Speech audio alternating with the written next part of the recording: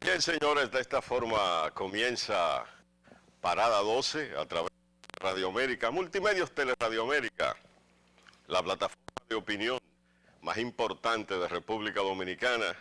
Siempre he dicho que aquí se producen 76 programas, todos representando las diversas corrientes del pensamiento político, social y económico de República Dominicana. Durante una hora vamos a tocar temas de interés nacional e internacional, pero claro, siempre desde la perspectiva de Parada 12. El saludo para un veterano de la comunicación de República Dominicana. Mi hermano Francis, ¿cómo está todo? Abinader Fortunato. Una bonita entrada, una bonita presentación a estas horas de la mañana. Exacto. Y agradecer el favor de las audiencias que a esta hora está conmigo. Tú sabes, de costa a costa en la República Dominicana y además más para allá. Sí.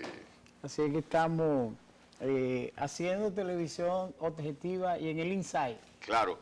Fíjense que cada 48 horas, según datos, pues muere una mujer en República Dominicana a manos de su pareja y expareja. Es algo realmente horroroso. Vi unas informaciones que nos proporcionó la Procuraduría General de la República de que desde el 2005 a la fecha han muerto más de 1.400 mujeres en un hecho realmente horroroso. Detrás de un feminicidio, detrás de la violencia de género, hay familias traumatizadas, familias divididas, y es algo, Abinader, que hay que parar. Bueno, de verdad que sigue siendo muy compleja y muy triste para la sociedad dominicana lo que está pasando. Pero además, Francis, y los amables televidentes que están con nosotros a esta hora de la mañana, lo más triste es que la justicia dominicana tenga una complicidad en esa situación. Cogen dinero, sacan a personas vinculadas a maltratos, a amenazas. Los casos más patéticos y más dramáticos, por lo menos que se visualizan este año, han ocurrido en otras oportunidades, son los casos de San Pedro de Macorís, en donde se ha podido establecer, se ha podido denunciar, se ha podido filtrar que una parte de la fiscalía, incluso personas, funcionarios de la justicia vinculados al aspecto de la política de género, que se supone que debe tener una condición especial para una situación especial como es una madre, como es una esposa, como una... O sea, de verdad que es una situación muy dramática que habrá que repensar, y el Estado Dominicano, a través del gobierno, debe procurar mayores políticas, mayores recursos para el Ministerio de la Mujer o el Ministerio de Familia, para las organizaciones que han estado trabajando en ese aspecto, porque lo cierto es que uno ve que ocurren las cosas, hechos muy dramáticos, muy dolorosos y muy lamentables, y como que no nos damos por aludido a pesar del aluvión de información que se proyecta, que se difunde sobre un caso determinado. Definitivamente hay una falta de coherencia de las políticas públicas del Estado Dominicano. Así es. Con lo que declaran sus funcionarios, los que representan la justicia, los que representan las instituciones para parar este mal social. República Dominicana no puede estar encabezando esas cifras rojas de violencia contra la mujer. Fíjate que la Red de Abogados Católicos, que es una institución sin fines de lucro y que es parte de este programa, tiene en parte una solución con un proyecto que se lo vamos a presentar a la Procuraduría General de la República el lunes. ¿Este lunes? Sí, este lunes, como una forma de contribuir en una forma clara, precisa, para ver si estas cifras rojas comienzan ya a bajar en beneficio de la sociedad dominicana. Así es, nosotros esperamos de verdad que realmente ese tipo de proyecto que va a aportar la Red de Abogados Católicos de la República Dominicana pueda de alguna manera ser entendido y ser aceptado y ser analizado para su puesta en vigencia, porque de lo que se trata es de un sistema de GPS, ¿verdad?, que se pondría para las víctimas, un monitoreo para las personas afectadas, y que el agresor también tendría que someterse. Sí, exacto.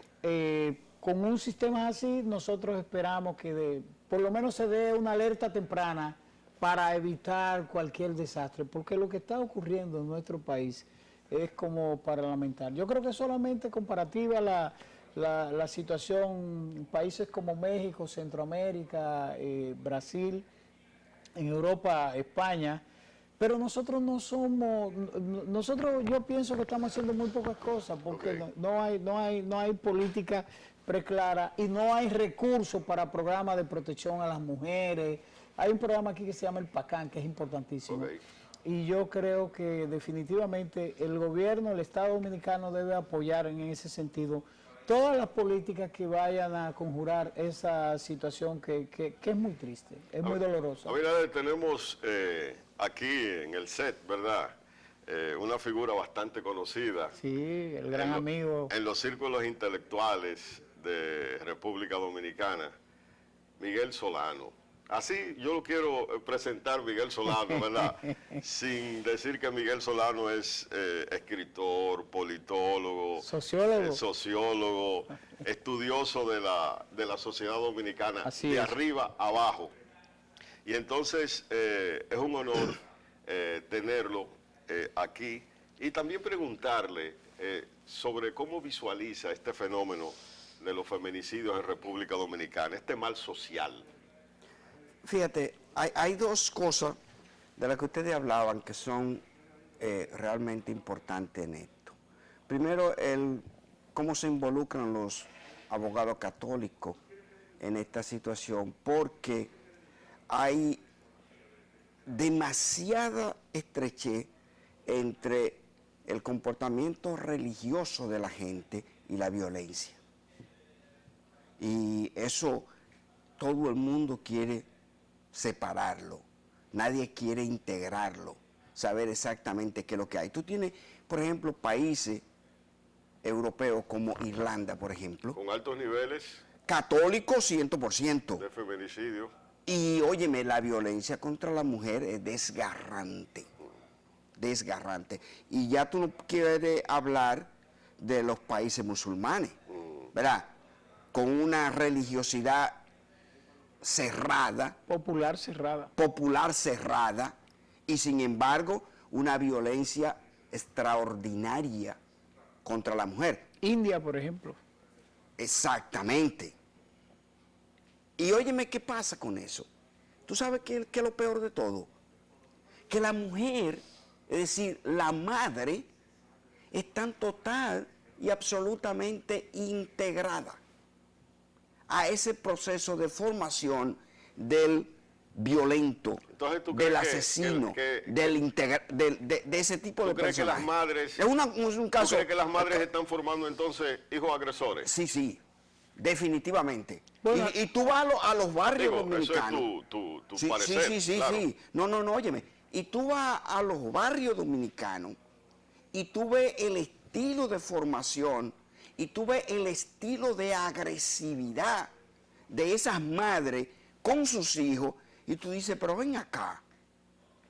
Y este fenómeno, ¿y acaso ya no saben qué es lo que están haciendo, qué es lo que están criando, bueno, qué es lo que están formando? Porque Miguel, de lo que se trata es de un problema de educación y un problema cultural también, como tú lo acabas de decir. Quizá no podríamos nosotros cargarle todo el dado, o no podríamos cargarle el dado a las mujeres. Es una sociedad también que está desarticulada en esa parte. Todo eso es cierto, pero el tiempo, óyeme, el tiempo del hijo en la familia es 70-30. Es decir, tú gastas el 70% junto con tu madre y el 30% con tu Entonces, padre. Miguel, las transformaciones tienen que venir desde la familia. Es ahí, no solo de Y la trabajar familia, a trabajar en la la mujer. mujer, Trabajar la mujer. en la mujer, en Ok. la madre, en la madre. Donde quiera que tú vas y tú ves el nivel de agresividad con que la madre están tratando a sus hijos, es una cosa desgarrante. Eso es desgarrante. Y si tú no abordas ese tema, si tú tienes una madre diciéndole a su hijo cómo responder agresivamente a cada dilema de la vida, Ok. la cosa no va por buen camino. Y ese es precisamente uno de los factores que ni la iglesia, ni el aparato político, ni la familia quieren abordar. Ellos creen que ese problema, que eso está aislado de lo que se está criando. Ok. No lo está. No, pero yo creo que la No lo iglesia, está. yo creo que las iglesias, católicos, protestantes, evangélicos, sí, adventistas, musulmanes. pentecostales, ya los musulmanes Es otra quizás cosa, menos, sí, otra porque- cosa. Pero creo que las iglesias, sí, Miguel, las iglesias han estado trabajando en el seno, donde se produce y se genera esa violencia que tú acabas de decir, en la familia, desde la primera etapa del niño hasta su desarrollo, Pero pasando la por la de la iglesia lo trabajan y su como juventud. doctrina. Y eso no es un problema de doctrina. Es decir, tú no puedes controlar Mira, hay cosas en los seres humanos. Hay cosas en los seres humanos. Por ejemplo, yo tengo un libro que se llama Sinfonía del Águila. Y en Sinfonía del Águila hay un cuento que se llama El origen de la honestidad, que está incluido, es el número 18 entre los 100 mejores cuentos de la literatura universal. Y nosotros le preguntamos a cualquier ser humano en este universo, ¿cuál es el origen de la honestidad? ¿Por qué los seres humanos son honestos o no? ¿Para qué sirve? No hay ninguna sociología que te haya dado respuesta a una pregunta tan esencial en los seres humanos. Tan importante. Y tan demandante en este momento. Tan demandante, no la hay. No la hay. Ahora, ¿por qué no la hay? Porque los problemas humanos, que son humanos, que tienen que ver con tu día a día, lo quieren tratar como doctrina. Eso no encaja dentro de doctrina. Las doctrinas son para tratar dilemas que los seres humanos usan para involucrarse como sociedad. Eso es verdad. No como individuo. Eso es verdad, Miguel, pero nosotros... La relación tuya con una mujer es una relación personal, humana, sí, que tiene que estar sujeta a valores que son esenciales. ¿Cuáles son esos dos valores? Sintetízalos, concretízalos. Ponlo solamente en dos: el amor y la libertad. ¿Cuál es el principio que tú necesitas como ser humano? La honestidad. Entonces, la libertad para vivir el amor, la honestidad para defender la libertad. Y el amor también. El amor también. Entonces, en resumen... Eso es, en realidad, es un dilema humano. En resumen, Miguel, y tú planteas algo interesante. Debemos transformar la mentalidad de la mujer. Ahí es que hay que trabajar. Sí. Pero mucho. No, no, pero es no, la que no, moldea, no, no, pero- es la que moldea el carácter Del agresor. del varón, del agresor. del agresor. pero del creo- posible, pero creo- del futuro agresor. Miguel, pero creo que entonces le estaríamos cargando el dado solo a la mujer. Es un problema contractual desde No, el porque punto- sería una política de Estado. Ah, ok, Es una no, sí, eso sería una política de pero Estado. con todo y todo, pero Es con una todo, política con todo y todo, es una política de Estado. la Pero- familia la pero- integran la integran un padre y una madre. Lígalo con una gonzaplepla. Verá, tú sabes que Juan Bosch siempre decía, la mujer hay que respetarla y amarla porque es la mitad del mundo y la madre de la otra mitad. Ok. Entonces, tú tienes el 75%, es lo que te estoy diciendo. La relación en crianza, por ejemplo, yo no recuerdo, yo no sé si ustedes lo recuerdan, pero yo no recuerdo nunca a mi papá dándome un consejo. En toda la historia de mi vida. Yo tengo un caso contrario. ¿No entonces, entiendes? porque mi papá Sin siempre embargo, mi madre estaba ahí. Todo el tiempo. Estaba ahí. En mi familia, Por el 70% que tú dices por la vivencia. Claro, en mi familia, por coincidencia, no hay un delincuente. Ahora, mi madre nunca basó ninguna de nuestra formación en exigencias de carácter doctrinal. Siempre era el amor. Siempre y de era libertad. la visión de ver el amor con libertad y respetar, permitir que la gente ejerza el amor en ese marco de convivencia. Pero ese es no como una fuerza impositiva. Sí, pero de todas maneras hay una situación, de hecho, mientras nosotros planteamos eso desde el punto de vista teórico, hay una situación que se da de realidad, Claro. que tú no puedes soslayar, ni puedes, sobre todo, hay que reaprender, estamos de acuerdo. Hay que integrar a la familia desde abajo, estamos de acuerdo. Pero hay una situación que hay que ir definiendo.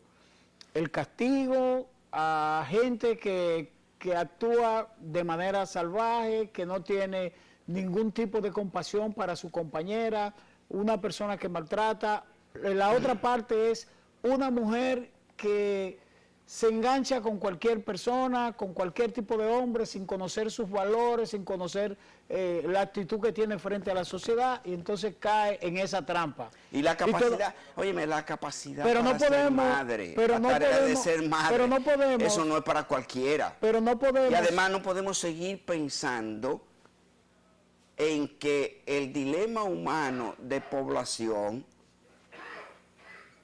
es un dilema. ¿Por qué razón?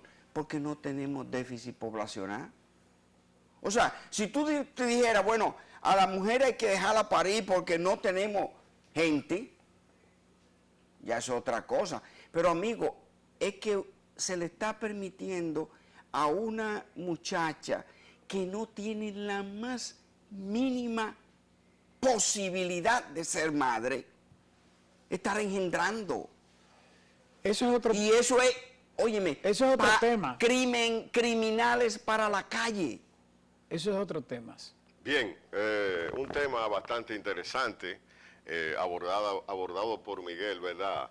Desde su perspectiva. Sí. Pero la realidad es que tenemos que sintonizar las políticas públicas con las acciones de los funcionarios para resolver este grave problema de los feminicidios en República Dominicana. Mira, ¿Tú sabes Fortunato, qué hay que hacer también con eso? Sí. Incluir a los feminicidios dentro de la llamada teoría de lucha contra el terrorismo, bien, para que los recursos le lleguen. Ok. ¿Verdad? Porque como hay tanto dinero para luchar contra el terrorismo, que lo incluyan para también, proteger a la mujer. ¿verdad? Los estados, Dentro de la política antiterror. Miguel, lo que pasa también es que los estados y los gobiernos abandonan las políticas más humanas, que es la protección de la vida de la gente. La abandonan en todos los estados. No es solo el caso de República Dominicana, es la mayoría de los estados. Con una situación de vulnerabilidad que asombra y que es dramática. Es también el niño, óyeme. Si lo esencial que tú planteas, óyeme, lo esencial que tú planteas, cuando tú llegas a tu casa, ¿qué es lo que tú quieres ver? Un hijo tuyo feliz. Entonces, qué bendita necesidad tiene la sociedad de abandonar un niño a los 2 años, a los 7 meses, a los 8 meses, de que porque la madre tiene que ir a trabajar. A dejarla solo, Bueno, Miguel, con una supuesta vecina. Miguel, eso es parte del subdesarrollo que también y el Encaja atraso ahí. de la sociedad que atrasa en toda esta problemática. Bien, Así es. vamos a hacer una pausa comercial. Bastante interesante tu exposición, tu planteamiento. Vamos a hacer una pausa comercial y entonces venimos con el plato fuerte, que es Haití. Tenemos un invitado, ¿verdad? Sí, Edwin Parisson, Edwin Parisson, ex embajador. que ustedes conocen muy bien y que vive en República Dominicana. Cónsul. Bien, vamos a la pausa comercial.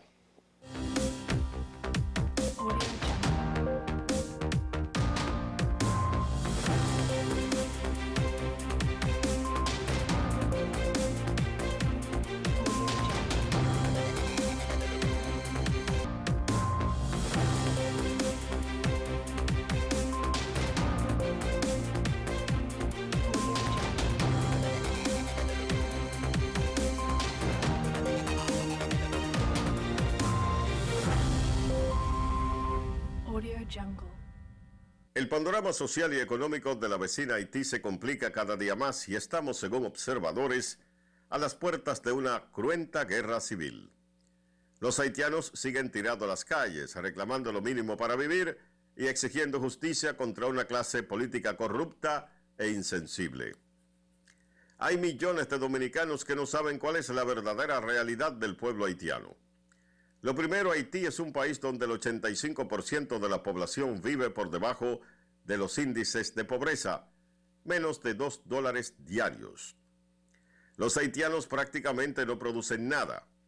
Eso tiene en estado de desesperación a los nacionales de la vecina nación, que no tienen en la mayoría de los casos que comer. El terremoto en Haití agravó la situación con 200.000 muertos mal contados y destruyó hasta hoy la poca infraestructura que quedaba. La industria turística, que generaba los escasos dólares que entraban a la economía haitiana, se ha ido abajo por los disturbios y saqueos de las últimas semanas. 2 de los principales hoteles de Haití cerraron sus puertas y todo el que ha podido se ha marchado a otras naciones. Haití tiene un 2% de superficie boscosa. Carece de hospitales, escuelas, bandas armadas imponen la ley. Y encima de eso le roban funcionarios corruptos 3.800 millones de dólares de Petrocaribe. Esto ha empujado a las calles a los haitianos que exigen la dimisión del presidente Jovenel Moisés, un rico empresario que no ha podido gobernar. ¿Por qué la comunidad internacional no busca salida a la crisis haitiana? ¿Cómo esa crisis afecta la República Dominicana? ¿Puede nuestro país sufrir una oleada masiva de llegada de nacionales del vecino país? ¿Estamos en capacidad para enfrentar el desbordamiento de la crisis haitiana? ¿Cómo nos ven los haitianos? El nivel de pobreza y desorden en Haití puede constituirse en un problema para la seguridad del Estado dominicano. ¿Cómo ven los dominicanos a los haitianos? Tema de debate en Parada 12. Un reportaje, una buena entrada para presentar a un amigo y hermano de siempre, como es Edwin Parizón.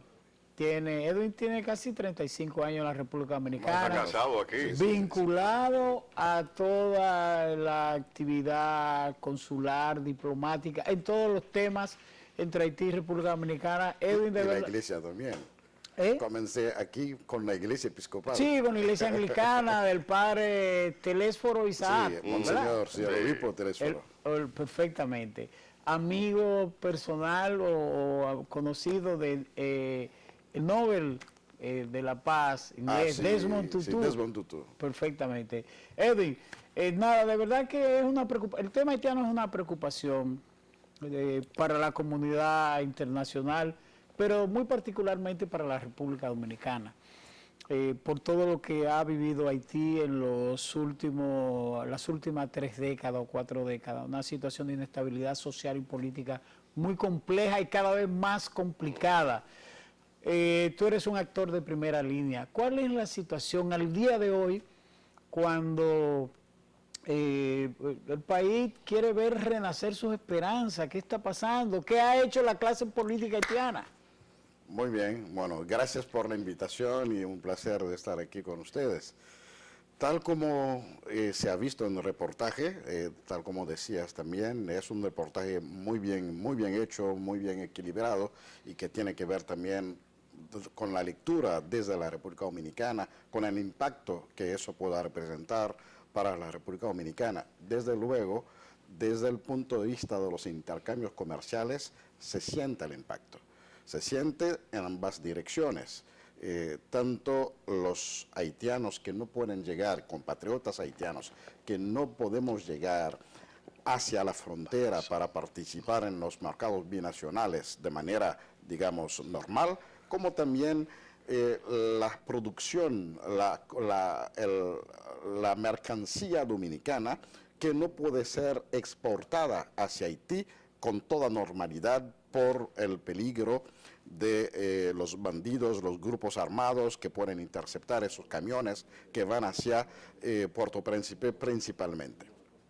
Eso por un lado. Por otro lado, la situación en Haití se está degenerando, se está degradando día tras día, por el hecho de que, tal como decía el reportaje, hay un reclamo casi unánime para la renuncia del presidente, porque lamentablemente no ha podido aportar respuestas a la crisis que vivimos hace más de un año. Ustedes se acuerdan que todo eso se inició con los reclamos en contra del aumento de los productos de primera necesidad en julio del año pasado. Y el aumento de los combustibles. Justamente, que bueno, eso justamente quería decir. Y a pesar de que el presidente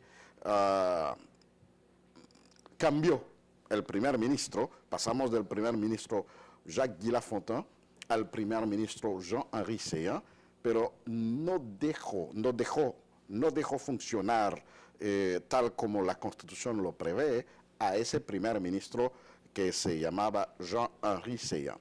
¿Qué define la Constitución con relación al papel de cada uno? El presidente es el jefe del Estado, garante de la buena marcha, del buen funcionamiento de las instituciones estatales.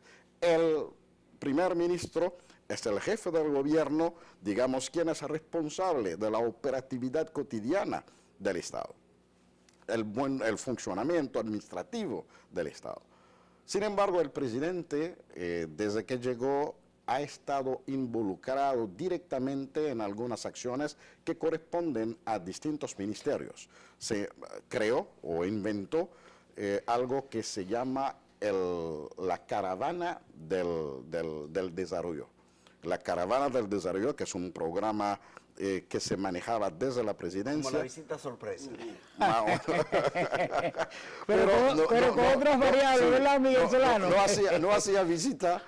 Bueno, de todos modos sí, iba a los lugares, iba a los lugares. Sin embargo, ese programa se financiaba con dinero de distintos ministerios, lo cual para mucha gente afectaba el buen funcionamiento de los ministerios. También impactaba negativamente sobre el fortalecimiento institucional que debe de tener cada órgano del Estado, y tampoco ha habido una gestión clara de esos fondos que iban hacia la presidencia. Miguel Solano, ¿hasta dónde las élites haitianas son culpables de esta situación? Mira, yo hace mucho tiempo que tengo una opinión de este dilema, y lo expuse muy bien cuando me tocó ser aspirante presidencial del PLD. Incluso fui a una reunión con ellos allá en la embajada, que en ese tiempo estaba de embajador el amigo Key Alexander. Y óyeme, lo que, si tú lo miras la historia desde sus inicios, tanto Haití como esta parte de la isla siempre ha sido gobernada por los llamados dominicanos. Dominicano quiere decir la liga entre los europeos, los indios y los africanos. En Haití siempre que han estado gobernando son los dominicanos, es decir, es esa liga, es ese sector. En la República Dominicana igual. Y ese pacto de explotación permanente de un sector que vive en Haití, llamado haitiano, pero que siguen siendo esas tribus africanas sin la más mínima visión por la democracia, porque esas tribus no creen en democracia como nosotros la visualizamos. Pero además, fíjate una cosa, lo que nosotros entendemos como gente que vive en estado de atraso, es sin embargo para ellos un estado de evolución superior. ¿Por qué razón? Porque para esas tribus, la evolución esencial del ser humano es espiritual. Es decir, es tu acercamiento a Dios. Y como instrumento de Dios que tú eres,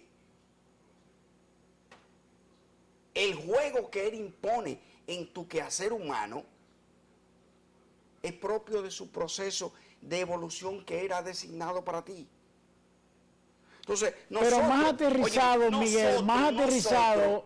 los llamados partidarios de la democracia europea, estamos abordando un dilema que es espiritual humano en un gran sector, como un dilema que tiene que ver Sí, pero con hay la un tema evolución de la democracia. Perdóname, Que ellos no la creen. perdóname, Miguel Solano, Ellos no- pero por eso, mira, todo el mundo Entonces, quiere ir a entonces, fracasado. entonces tú crees. Todo el mundo tú quiere ir a crees- hay un tema fracasado. ¿Tú social y hay un crees- tema político. ¿Tú que crees es entonces distinto que ese el abordaje. haitiano asume la crisis que está viviendo como una cuestión intrínseca de su religión? Exactamente. Bueno, Bueno, exactamente. es una visión Que lo tuya. diga Edwin, que lo diga Sí, que lo diga a ver, Edwin. a ver, porque yo... Exactamente. Edwin, y óyeme bien, cuando fui allá a la reunión, que estábamos discutiendo el tema, el director cultural de la embajada,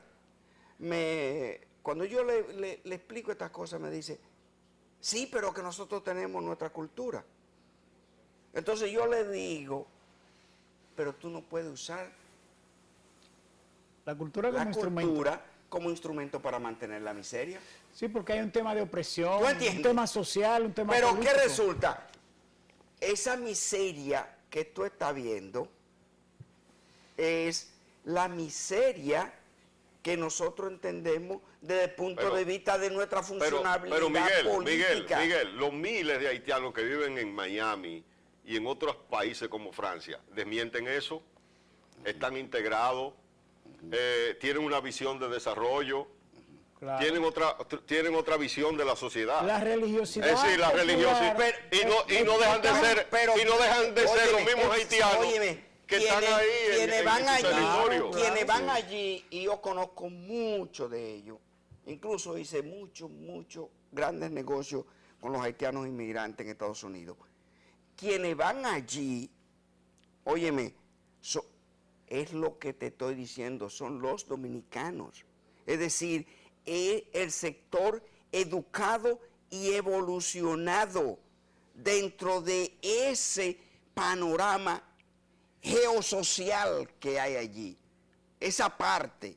Ahora, los que no forman parte de ese sector viven en Estados Unidos o en cualquier otra parte del mundo donde han evolucionado con su misma visión tribal No lo del creo. fenómeno Edwin, social. Edwin, te lo digo. Edwin, ¿qué papel juegan las élites haitianas? Claro. La gente de dinero, con formación, en esta situación. Y el sistema Al político, estilo los partidos francés. políticos. Sí, y sí. los Son partidos príncipes al políticos. estilo francés. Digamos que las élites son responsables del montaje, de la estructuración de un sistema de Social y explotación, político. y un sistema en contra del cual la población ahora está, digamos, activando todo un movimiento Ok. para poder desbaratar ese sistema. La parte espiritual que tocó Miguel, efectivamente en Haití los haitianos somos muy espirituales. Juega un papel importante. Sí, sumamente importante. Pero muchas veces hay una lectura errónea de la espiritualidad haitiana. Y por eso, digamos que la constitución, la reforma constitucional que hemos hecho en el 87, pues ha puesto en claro que los haitianos estamos viviendo tanto en el mundo cristiano como en el mundo del vodú. Y el vodú es una religión oficial en Haití. Tenemos por un lado el cristianismo y tenemos por otro lado el voduismo en todas sus expresiones. Y muchas veces tampoco tenemos que confundir el vodú como religión con la magia negra. Exacto.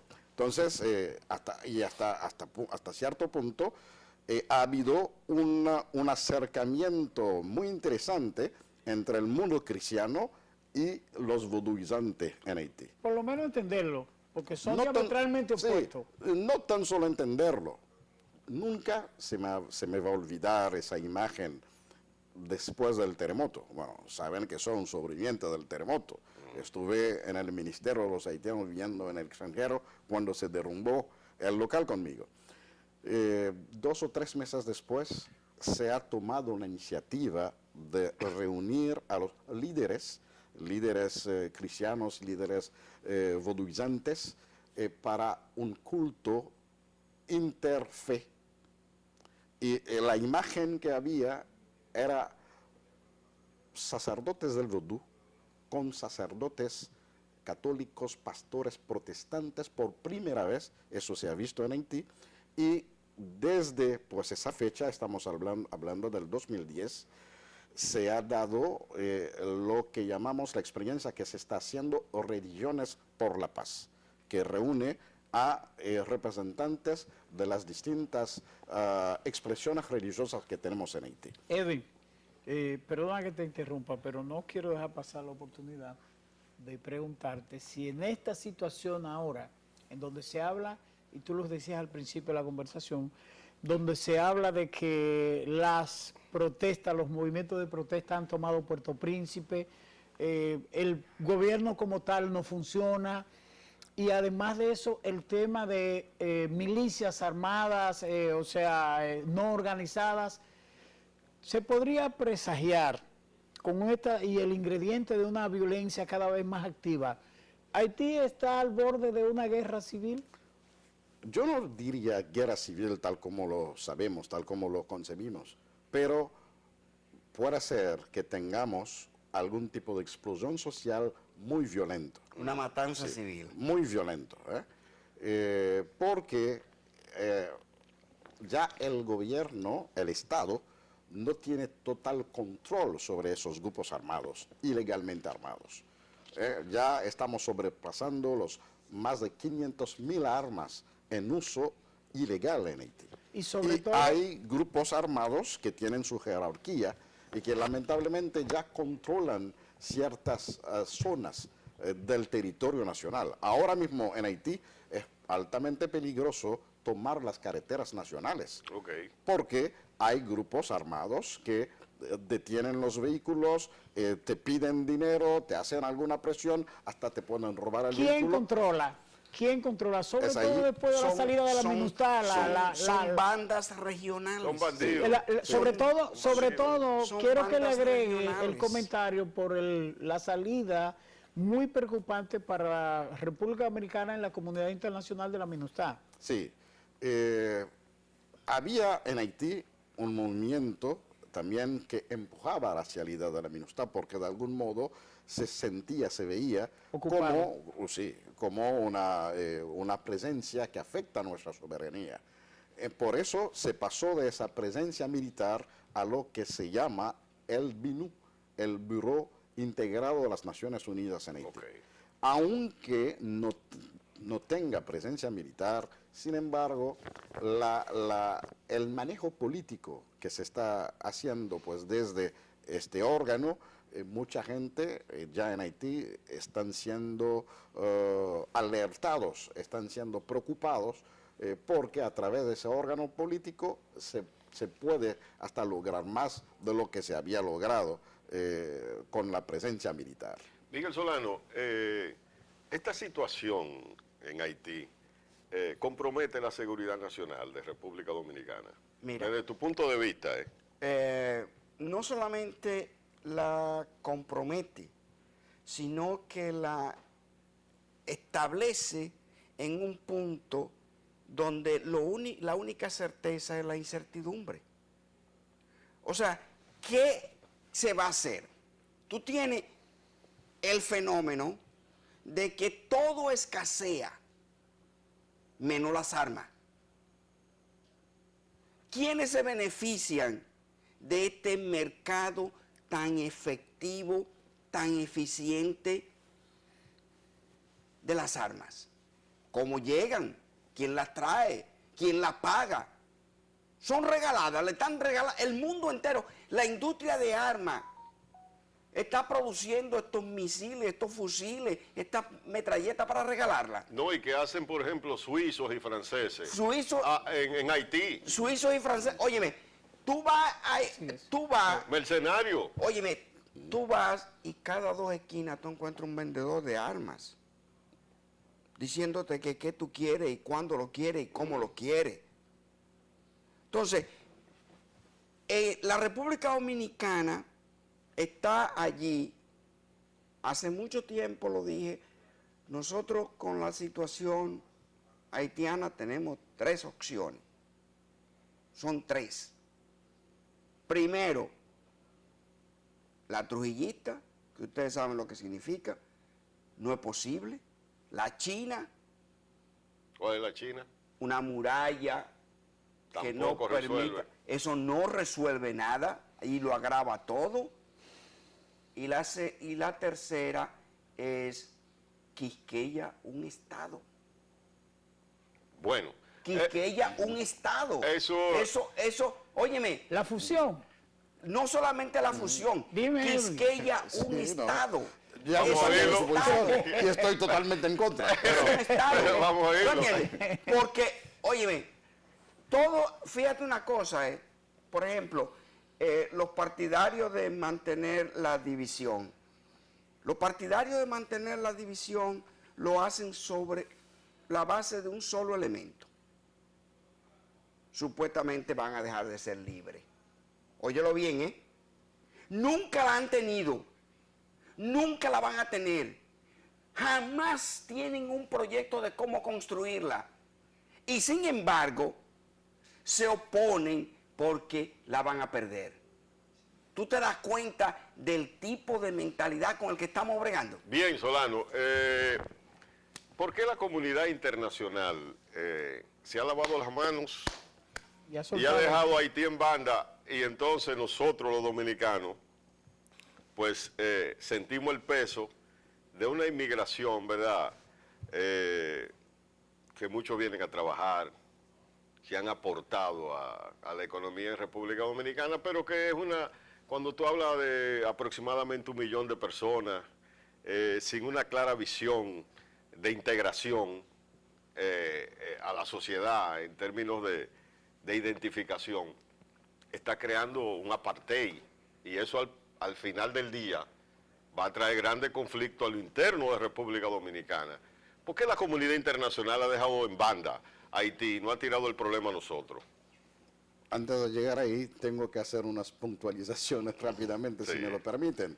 Bueno, lo primero es la solución trujista que mi amigo Miguel tocó, tal sabemos, y estoy insistiendo en decir esto, en recordar eso, que 15 años después del 37, el mismo Trujillo se ha visto en la obligación de rogarle a Paul Magloire en firmar el acuerdo para traer braceros, lo cual quiere decir que se ha dado cuenta, hasta cierto punto se podría decir que es una suerte de mea culpa, porque No, porque reconoció... el crimen nunca ha resuelto ningún problema. Por eso, Y lo trujillita, la opción trujillita era solamente estamos- basada en el crimen. Y estamos claros en eso. ¿Qué puede resolver? No, estamos claros en que hay una interdependencia entre nuestros dos países. Ahora hay una realidad de una interdependencia y la mano de obra haitiana, nuestra presencia en la República Dominicana debe ser visto como una forma de colaboración que debe ser regularizado. Los haitianos han Sí. hecho la nueva capital dominicana. No, totalmente. No hay un solo edificio que se ha construido aquí en Santo Domingo sin que haya tenido la participación de la mano de obra haitiana. Por un lado. Por otro lado, lo de la fusión, no tan solo por el hecho de querer mantener, digamos, ese espíritu de libertad, como dices Miguel. Es que son culturas sino, diferentes. también son culturas No, pero es que, diferentes. Es otra además- visión, óyeme, es otra además de eso, visión. tú tienes Además de eso, demasiados ejemplos en Europa y en toda parte donde hay mucha cultura diferente. Sí, y pero están conviviendo. los desequilibrios no Sí. son tan marcados. No, En- además No, de eso, los ha habido... desequilibrios siempre lo impone la clase política. Bueno. En un minuto. No lo impone ningún otro. En un minuto, lamentablemente, Sí, sí, sí. porque ya el tiempo casi se Porque nos es va. un tema pero muy tenemos que hacer interesante. un programa más largo. Pero mira, ¿por qué la comunidad internacional no ha dejado ese problema a nosotros? Bueno, yo no diría que se ha dejado un problema a la República Dominicana, sobre todo si manejamos esa parte de la interdependencia. Ok. Tan sencillamente, no hemos tenido la visión de poder manejar, ayudar a la integración. Has dicho algo sumamente profundo, lo del apartheid que podemos estar creando. Cuando no nos ocupamos de facilitar la integración Claro. de los inmigrantes, en este caso haitianos, que están en la República Dominicana. Para mí es algo, yo diría, casi irracional, casi ilógico, que pensionados... En un minuto, ¿quién dialoga en Haití en un minuto? ¿Quién dialoga Bueno. para ver si se supera esa situación? ¿Sabes? En algo la República Dominicana puede ayudar en promover ese, Ok. diálogo, en promover digamos, una mayor participación e integración de la comunidad internacional, pero no para defender los intereses de algún sector de la comunidad internacional. Finalmente, en Haití. ¿cómo nos ven los haitianos, a nosotros los dominicanos? Como hermanos. Bueno. Y eso se ha comprobado, en el 2010 en el terremoto. Bueno, Te iba a preguntar por Aristila. ya no, pero no hay tenemos tiempo. Tenemos que venir a otro programa ya. Sí, sí, con mayor tiempo. Bueno, señores, de esta forma concluye Parada 12 a través de Teleradio América, líder en comentarios. Gracias por el favor de su atención.